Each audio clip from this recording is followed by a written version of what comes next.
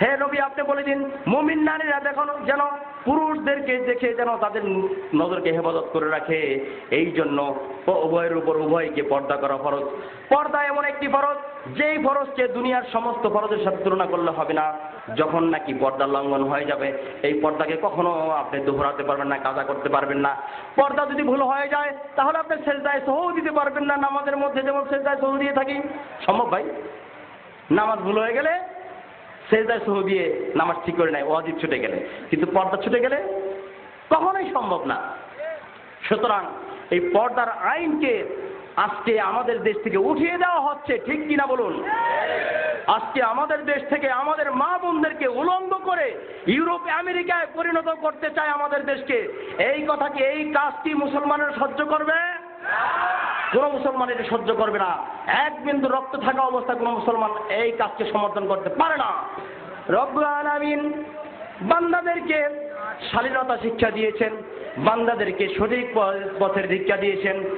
যদি কোনো বান্দা, যদি কোনো বান্দি আল্লাহ রব্বুল আলামিনের পথ থেকে যখন নাকি মত থেকে বিচ্যুত হয়ে যাবে, ওই বান্দা এবং বান্দির জন্য আল্লাহ রব্বুল আলামিন জাহান্নামের শাস্তি নির্ধারণ করে রেখে দিয়েছেন।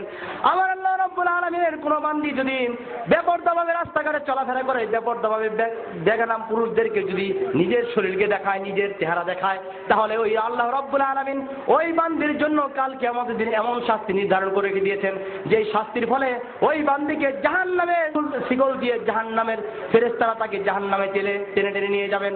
আমার আল্লাহ রাব্বুল আলামিন ওই বান্দির জন্য এমন শাস্তি রেখে দিয়েছেন যেই বান্দি নাকি নিজের শরীরে পারফিউম ব্যবহার করে, নিজের শরীরে সেন্ট ব্যবহার করে, সুনো পাউডার ব্যবহার করে অন্য পুরুষদেরকে দেখায়, অন্য পুরুষদেরকে সেই সেন্টের, সেই পারফিউমের ঘ্রাণ শোনায়, তখন ওই মহিলার জন্য সমস্ত পুরুষ যখন নাকি জিনা করবে, ওই জিনার গুনাহ ওই মহিলার আমলনামার মধ্যে আমার আল্লাহ রাব্বুল আলামিন লিখে দিবেন।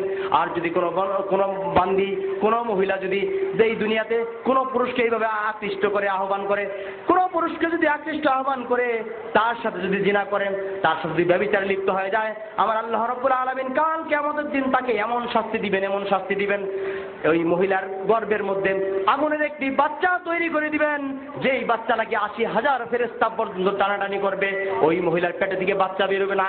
ওই মহিলা আকাশ বাতাসকে এক করে চিৎকার মেরে শুধু বলবেন, ইয়া ওয়াইলানা ইয়া ওয়াইলাতানা ইয়া ওয়াইলানা ইয়া লাইতানি ইয়া লাইতানি, কি হলো আমার, কি করলাম দুনিয়াতে।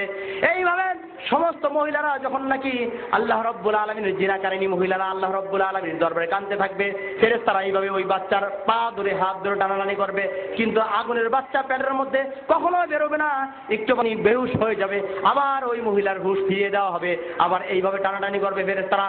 কালকে আমাদের 50,000 বছর পর্যন্ত ওই মহিলাকে এভাবে শাস্তি দেওয়া হবে। 50,000 বছর পর্যন্ত ওই মহিলাকে শাস্তি দেওয়া হবে, যে মহিলা নাকি নিজে বেপরদা ভাবে রাস্তায় বেরিয়ে অন্য পুরুষদেরকে নিজের অঙ্গ দেখিয়ে, নিজের চেহারা দেখিয়ে এইভাবে অন্য পুরুষের সাথে যারা নাকি জিনা করে, ব্যভিচার করে নিজের জিন্দেগি যাপন করেছে, ওই সমস্ত মহিলাদেরকে আমার আল্লাহ রাব্বুল আলামিন কাল কিয়ামতের দিন এমন শাস্তি দিবেন, জাহান্নামের অতল গহ্বরে তাদেরকে নিক্ষেপ করে দিবেন। বলেন নাউযুবিল্লাহ। আজকে আপনার আমার ঘরের মধ্যে আপনার বউ, আপনার বোন, আমার খালা, আমার ফুপি, এরা কিভাবে চলাফেরা করে একটু দেখুন, একটু লক্ষ্য রাখুন।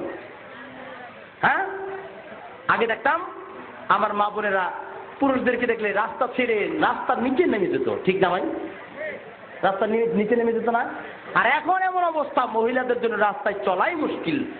ঢাকা শহরের মার্কেটগুলোতে এদের জন্য ঢোকাই মুশকিল, লজ্জা হয়। বিয়ে শাদীতে এদের জন্য আগে পুরুষ মানুষ যেতে পারে না, লজ্জা হয়।